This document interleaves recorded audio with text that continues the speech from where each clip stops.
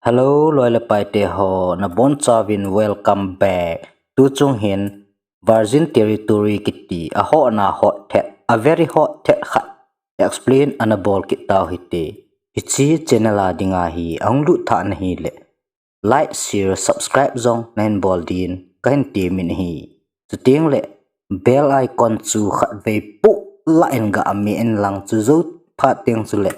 notification chu all in koile chun a hot thet ho zong khat ve le isu hal na hin mu jing ding a hi le loi le pai te ho thu tampi sei telovin Virgin Territory kiti nan movie explain su an pan tau hite ichi movie hung ki pa na hin mi khat hin ho in khat na hin milim anasi min hi ichi pa hin phar sot pi hi ichi ho ina lim ho hi anasim dan hitai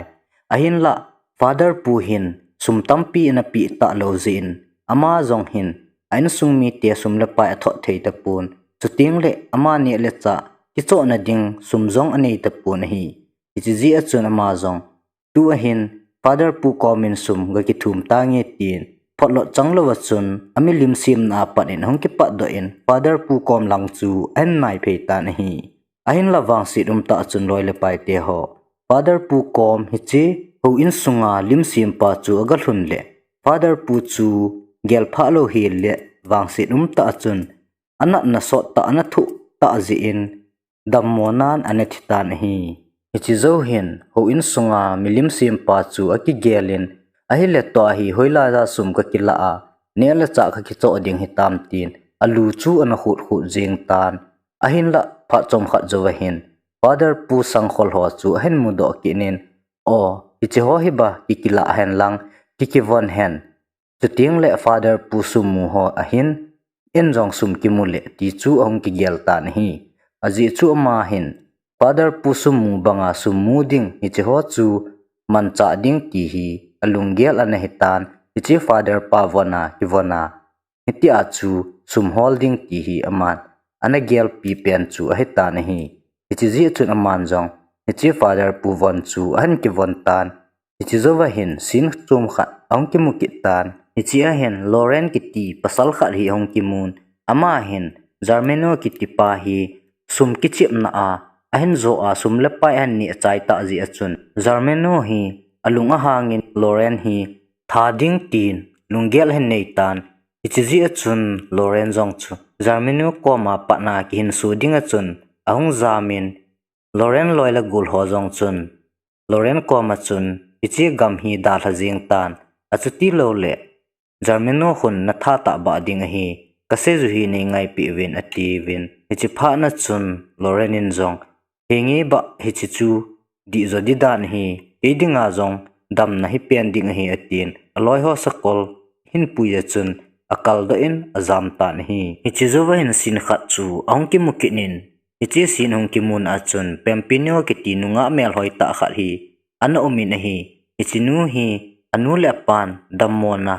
anei ji in ana thi santan lunghem ta pe lai ta chun Germano chu pempina ko ma chun hong tan aman jong pempina lunghem chu chance la anan anejin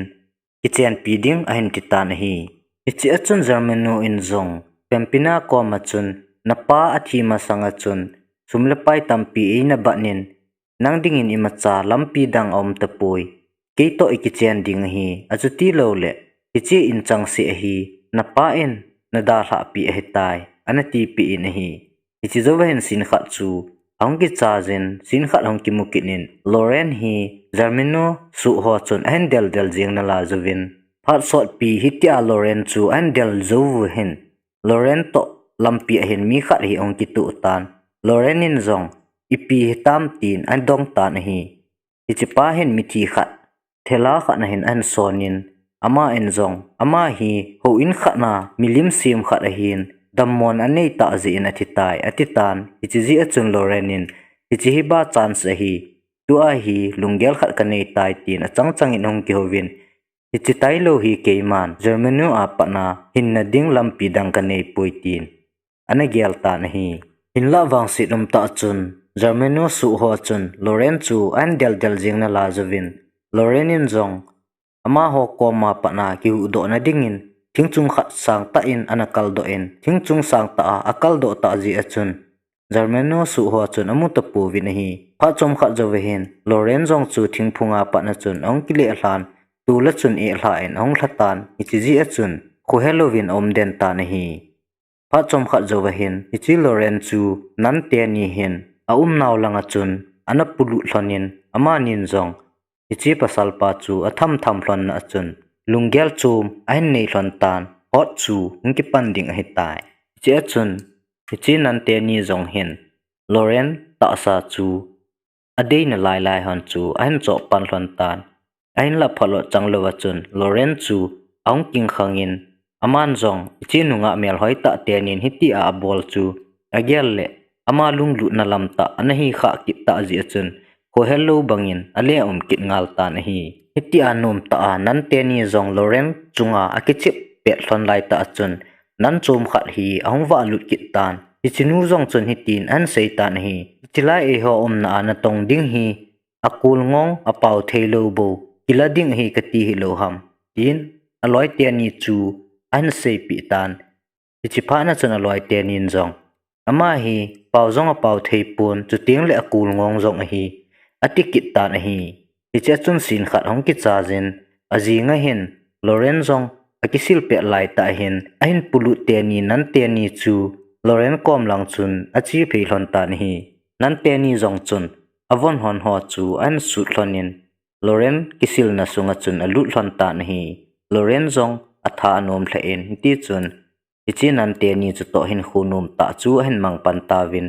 chutiang le hi chilaya nan ho hin akul ngong apau thailo adei lo naw Jong hi ama ho athisano ong ha na helo le ong sat wal tiang le kisu wot na ding tia hi apau thailo le akul ngong hi ane de judan hi ichi ho athil bol ana to ho zo siu hi koima chakoma sei do thailo na dinga chu apau thailo ana de ju hi ichi zova hin sin chom khat chu ong ki mukinin hi chi a hin kampenyo kitinu liang nu hi ong ki mutan aman Jong Germano chu achim wal pha nin ama apa na ihu do na ding tin ichi nan ho na ho in chu an jun tan hi kampina Jong chu hi chilai mun chu aga hlung tan nan te ni Jong chun von pi hlonin itia von pi hlon pe lai ta chun Loren chu hen modo en ain de chata nahi ichi ji chun aman Jong ichi hu koi ham tin nan te ni chu adong kinin ama nin Jong ama khu hi chilai muna na tong hin pau Jong apau thei pun chu ting le khu za Jong he pui tin na sei pi nahi phat chom khat zowa hin nan khat nu hi gammang langa chun achi phejin Loren chu aga kovin gammang langa chun bol thei chu aga bol pi ta nahi ichi athil bol hon chu pempina hin amu phanin alung an hang hle in aji chu ma hin amu masa pen ni khwa pa na Loren hi ana lungsit da nahi leng khat le asu ho hi ong ki movin hi chi leng pa chu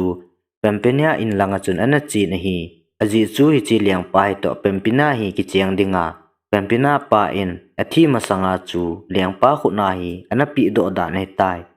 ahin la pempina te in chu ichi leng pa hi aga hlun le Germano te ho chu anu movin ichi chun Germano in pempina ho la hung nahi ham ke ama to ki cheng dinga ka hi hlon tai ana ti pi in ichi ji chun pempina ji ding pa leng pa chu alunga hangin ichi laya pa na chun hung pot do ki ta win hi ahin wang phat ta ti di ham khat na chun lampi in mi khat to ki su tu win ichi pa chun hitin an sei ta nahi pempina in Germano chu achim wal pha na ama ko ma pa na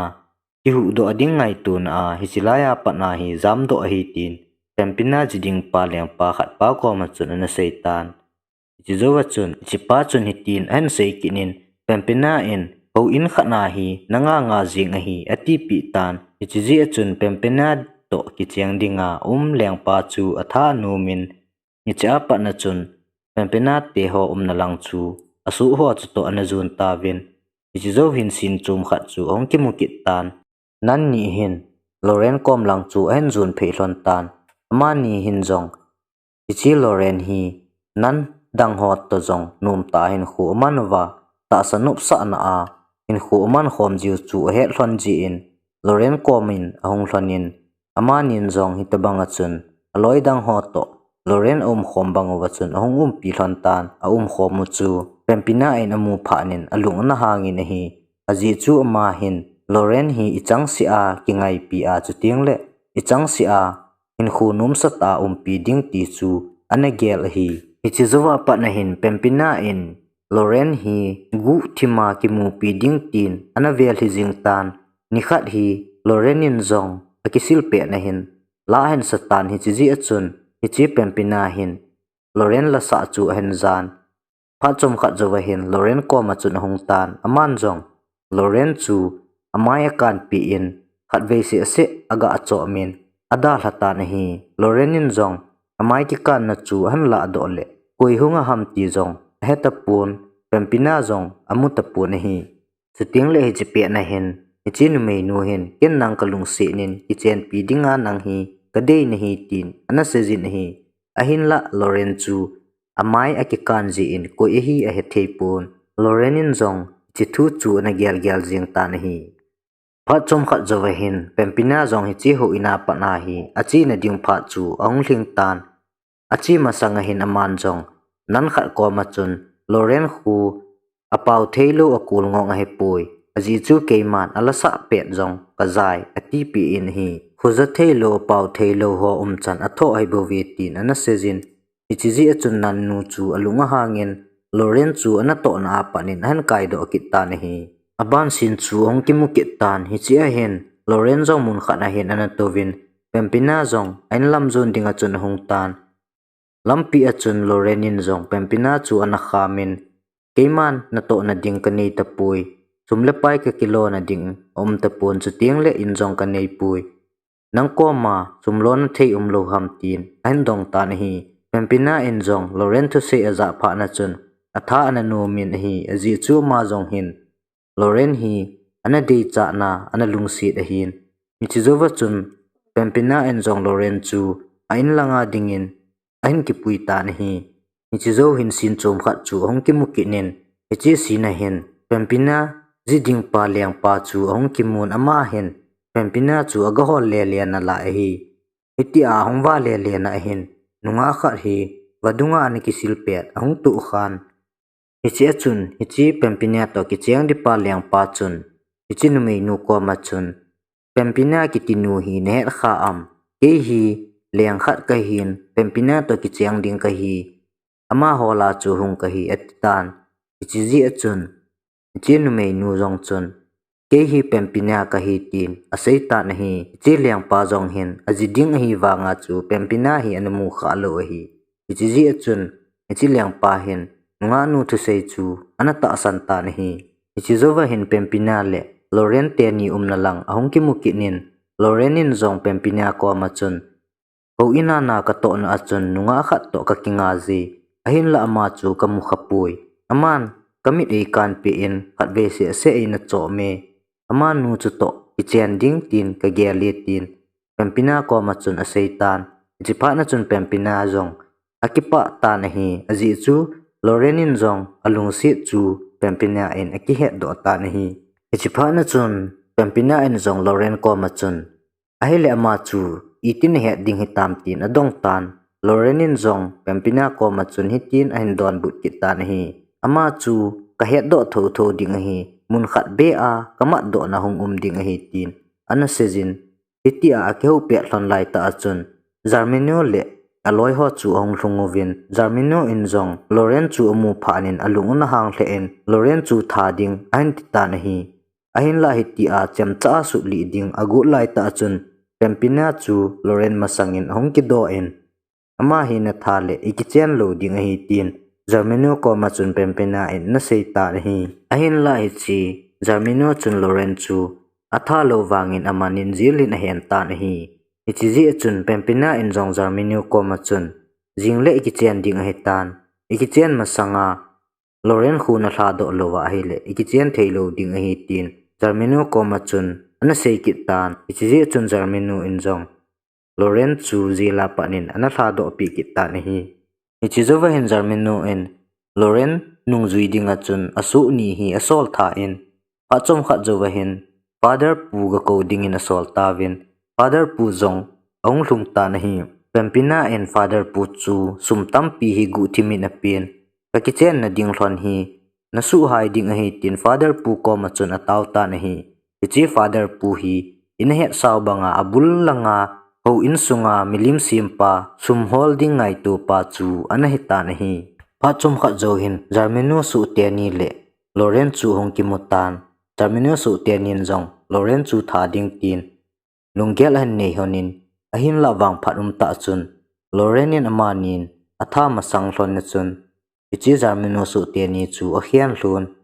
atha ta na hi ichi pel lai ta hin pempina to ki chiang dinga umpa lengpa khat pa chu asokolin ahong thlajin lorenin jong amu pha na chun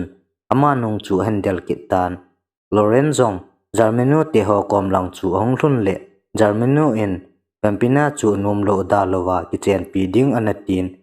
chilai ta chun lengpa pempina to ki chiang dinga umpa hi ahong thlai lu nin ichipa chu jarmenu in amu mu achun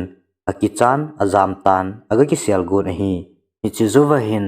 pempina to ki chiang dinga umpa lengpa hin jarmenu spicy si an tha zuwa hin jarmenu jong hi an tha tan jarmenu jong an tha zuwa hin pempina kom lang chu an zun phei tan ichi achun pempina in keiman loren hi hin khwa chen khom pi dinga kalung si na ka dei len chu ai tai tin aji ding pa leng pa ko ma chun sei ta na hi ichi zuwa chun pempina in jong amai sel chu an la do le aki chen pi ding pa chun ken ki chen pi dinga ka gel pempina chu nang na hi pui ati pi in ichi pe lai ta chun wadunga anamu nu ahung lu tan aman jong ama hi a hi keiman pempina tia kan he na ki chen pi ding ka ti nu chu atitan ichinu mei nu hi pempina gol nu malisa chu an hi ta na hi ichi zuwa hin sin khat chu ong ki mukinin pempina en jong loren ko ma chun ki cheng ta ti tin ana sejin in la lorenin ken ilung sit pi ki ngai pi dang ka nei tai ati pi in pempina en jong loren ko ma chun namit sing in tin asei tan lorenin jong amit aga asin le pempina chun anai phejin khat ve se aga chop kit le loren chun hi chia pa na chun ho inna kamai kan pi a I chop nu chu ama hi ding he tai atin ichi ji achun ichi pempina chu ain ki chen pi in ichi a hin movie jong aki cha jin ei ho explain bol jong aki chai ta na hi aban movie explain in upload kit ka sevin na bon chawin damsel chi tawin kakipah